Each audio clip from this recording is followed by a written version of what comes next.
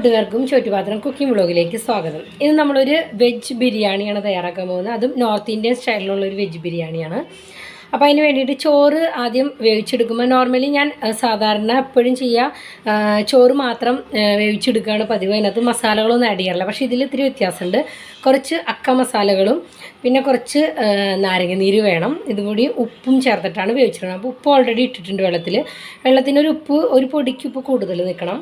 മസാലയുടെ എടുത്ത് വെച്ചിരിക്കുന്നത് ബേ ലീഫ് ഉണ്ട് 1-2 എണ്ണം, 1 ടീസ്പൂൺ ജീരകം, 1 ടീസ്പൂൺ പെരിഞ്ജീരകം, പിന്നെ ഇതുപോലെ കറുകപ്പട്ട ഒരു 3 പീസ്, 3 ഏലക്ക, ഒരു 4-5 ഗ്രാമ്പു, പിന്നെ ഒരു 2-3 കുരുമുളക്. ഇത്രയും സാധനങ്ങൾ നമ്മൾ വെള്ളത്തിലേക്ക് വെള്ളം ചൂടായി വരുമ്പോൾ ഇട്ട് കൊടുക്കാം. ഈ നാരങ്ങ പിഴിഞ്ഞതും കൂടി ചേർത്തിട്ട് വെള്ളം തിളച്ച് കഴിഞ്ഞ് കഴിയുമ്പോൾ 2 കപ്പ് അരിയാണ് ഞാനിപ്പോൾ ഇവിടെ വയ്ക്കുന്നത്.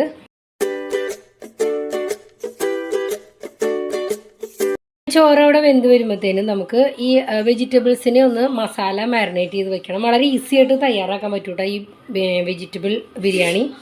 അപ്പോൾ അതിന് വേണ്ടിയിട്ട് ഞാൻ മഷ്റൂം എടുത്തിട്ടുണ്ട് കുറച്ച്.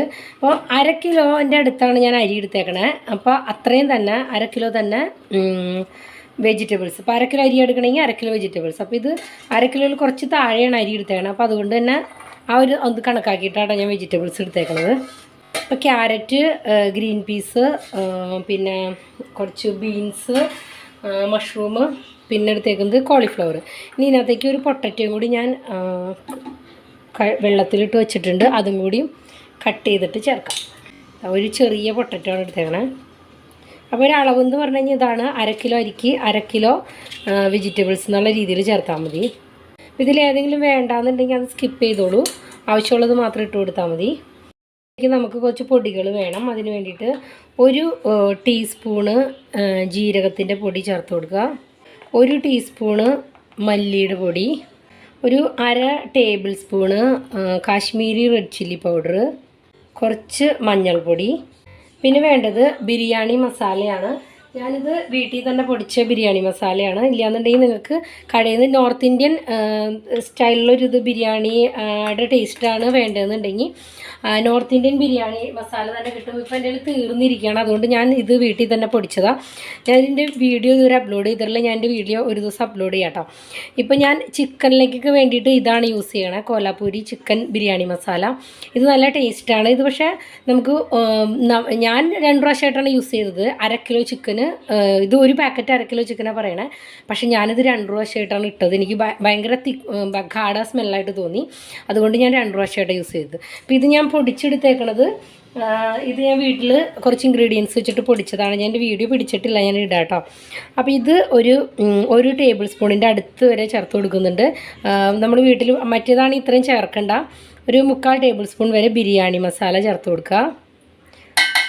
ആവശ്യത്തിന് ഉപ്പ്, പിന്നെ വേണ്ടത് തൈരാണ്. അപ്പോൾ തൈരിൻ്റെ പുളി അനുസരിച്ചിട്ട് ചേർക്കാം. ഞാനിപ്പോൾ ഇതിനകത്തേക്ക് ഒരു 1/2 കപ്പ് തൈരാണ് ചേർത്ത് കൊടുക്കുന്നത്. നല്ല പുളിയുള്ള തൈരാണെങ്കിൽ 1/2 കപ്പ് ചേർക്കണ്ട. പിന്നെ നമ്മുടെ ബിരിയാണി ഭയങ്കരമായിട്ട് അങ്ങ് പുളിച്ചു പോകും. ഇതൊന്ന് മിക്സ് ചെയ്യാം. ഇത് മിക്സ് ചെയ്ത് നമുക്കവിടെ മാറ്റി വയ്ക്കാം. ഇനി നമുക്ക് കുറച്ച് ഒണിയൻ ഫ്രൈ ചെയ്തെടുക്കണം. ആ സമയം അത്രയും ഇത് മിക്സ് ചെയ്ത് മാറ്റി വയ്ക്കാം.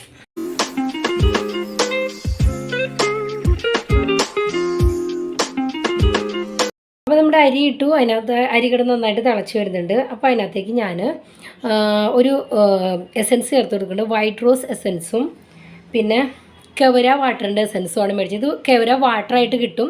ഇപ്പോൾ ഞാൻ എസൻസ് ആയിട്ടാണ് മേടിച്ചിരിക്കുന്നത്.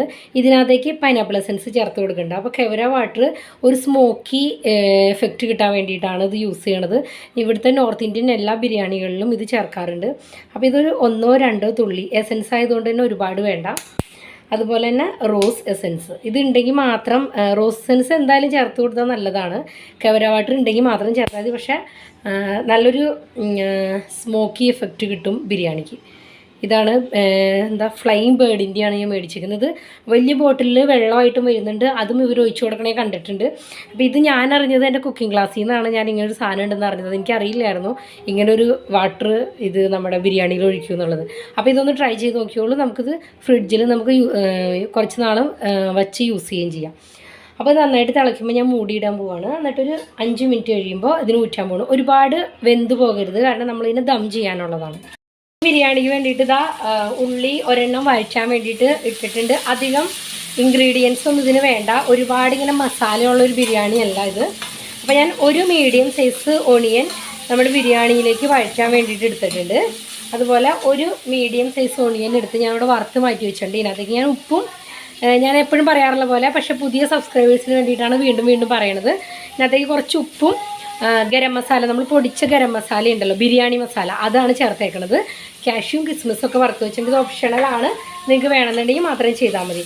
അപ്പോൾ ഞാനിത് നെയ്യിൽ തന്നെയാണ് ചെയ്തെടുക്കുന്നത്. വേണമെങ്കിൽ ഓയിൽ ഉപയോഗിക്കാം, വെളിച്ചെണ്ണ ഒരു കാരണവശാലും ഉപയോഗിക്കരുത്. അപ്പോൾ ഒണിയൻ ഒന്ന് വഴണ്ടി വരുമ്പോൾ നമുക്ക് ഇഞ്ചി, വെളുത്തുള്ളി, പച്ചമുളക് ഇത് മൂന്നും കൂടി ചതച്ചത് 1 ടേബിൾ സ്പൂൺ ചേർത്ത് കൊടുക്കണം.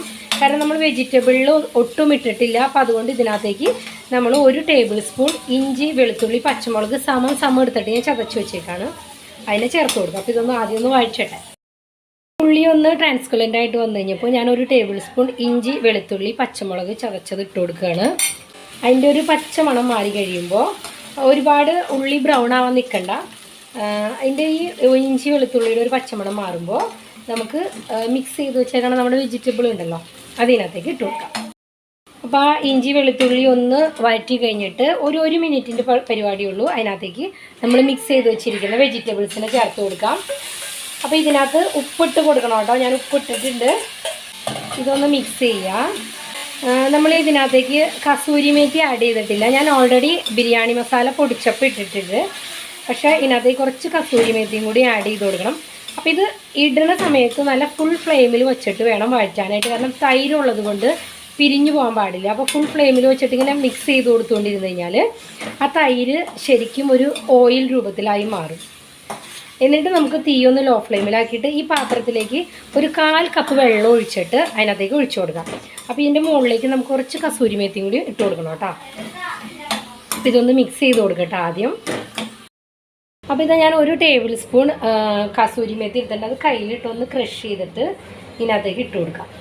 ഇനി ഞാൻ ആ പാത്രത്തിലേക്ക് കുറച്ച് വെള്ളം, ഒരു 1/2 കപ്പിൽ താഴെ മതി, ആ വെള്ളം കൂടിയും ഇതിനകത്തേക്ക്. ഇപ്പോൾ ഇതിനെ ഒന്ന് ഫുൾ ഫ്ലെയിമിൽ വെച്ച് നന്നായിട്ടൊന്ന് മിക്സ് ചെയ്യണം 1-2 മിനിറ്റ്. അതിന് ശേഷം വേണം ഈ വെള്ളം ഒഴിച്ചു കൊടുക്കാനായിട്ട്. അപ്പോൾ ഇത് നമ്മൾ ഒഴിച്ച വെള്ളം നന്നായിട്ട് തിളച്ച് വന്നിട്ടുണ്ട്. ഇനി ഇതിനകത്തേക്ക് നമ്മൾ നേരത്തെ പൊടിച്ച് വെച്ച ബിരിയാണി മസാല ഉണ്ടല്ലോ, അതിലൊരു 1/2 ടേബിൾ സ്പൂണിൽ താഴെ ഞാൻ ഇതിൻ്റെ മീതേക്ക് ഇട്ട് കൊടുക്കുന്നുണ്ട്. അപ്പോൾ മൊത്തം ശരിക്കും 1 ടേബിൾ സ്പൂണാണ് ഈ ഒരു 1/2 കിലോ സബ്ജിക്ക് വേണ്ടിയിട്ട് ഞാൻ എടുത്തേക്കണത്. ഇനി ഞാൻ ഇതിനകത്തേക്ക് പനീർ ആഡ് ചെയ്ത് കൊടുക്കുന്നത്. പനീർ നിങ്ങൾക്ക് വേണമെന്നുണ്ടെങ്കിൽ എണ്ണയിൽ ഫ്രൈ ചെയ്തിട്ടും ഇട്ട് കൊടുക്കാം കേട്ടോ. പിന്നെ വേണ്ടത് തക്കാളിയാണ്. തക്കാളി ഇതുപോലെ വട്ടത്തിൽ കട്ട് ചെയ്തിട്ട് ഇതിനകത്തേക്ക് വെറുതെ വച്ചു കൊടുക്കുകയാണ്, വഴറ്റിയൊന്നും വേണ്ട. അപ്പോൾ അതുകൊണ്ട് തന്നെ തൈരിൻ്റെ പുളി ഒരു മിനിമത്തിൽ നിന്നാൽ മതി.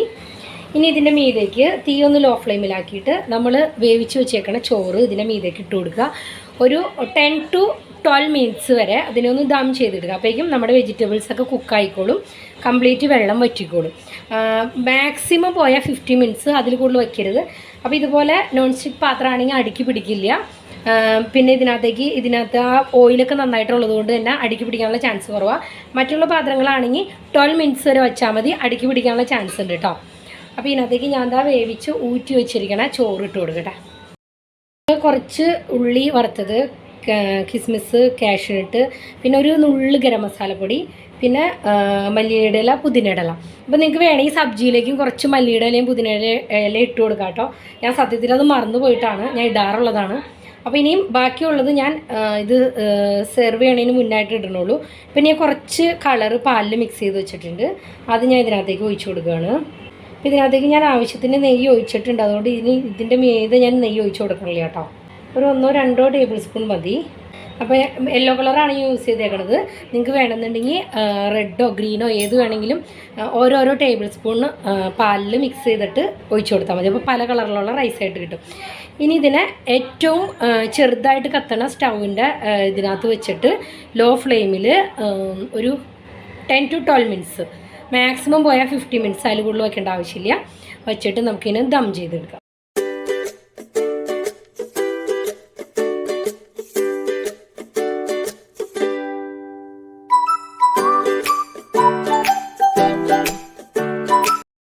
ഇതത് കണ്ടില്ലേ, ഒരു തുള്ളി പോലും വെള്ളമില്ല. നമ്മുടെ ഒഴിച്ച വെള്ളമൊക്കെ ഞാനൊരു 12 മിനിറ്റ്സേ വെച്ചുള്ളൂ, അതിനകത്ത് കംപ്ലീറ്റ് വറ്റി. ചോറിൻ്റെ വേവ് അതുകൊണ്ടാണ് പറഞ്ഞത് കറക്റ്റ് പാകത്തിന് എടുത്തില്ലെങ്കിൽ കുഴഞ്ഞു പോകും. ഇപ്പോൾ ഇത് കറക്റ്റായിട്ട് കിട്ടിയിട്ടുണ്ട്. ഇത് നല്ല സലാഡിൻ്റെ കൂടെ സെർവ് ചെയ്തോളൂ. വേറെ പ്രത്യേകിച്ച് കറികളൊന്നും ആവശ്യമില്ല. കാരണം ആ വെജിറ്റബിൾസ് കൂട്ടി കഴിക്കുമ്പോൾ നമുക്ക് പ്രത്യേകിച്ച് ഇതിൻ്റെ കൂടെ ഒന്നും ആവശ്യം വരില്ല. അപ്പോൾ ഇതാണ് നമ്മുടെ സ്പെഷ്യൽ എന്താ പറയുക north Indian style biryani, veg biryani. എല്ലാവരും ഒന്ന് ട്രൈ ചെയ്ത് നോക്കുക. നിങ്ങളുടെ അഭിപ്രായങ്ങൾ കമൻറ്റ് ബോക്സിൽ അറിയിക്കുക. പുതിയ വീഡിയോയിലൂടെ നമുക്ക് വീണ്ടും കാണാം. എല്ലാവർക്കും ഒരു നല്ല ദിനം. നന്ദി, നമസ്കാരം.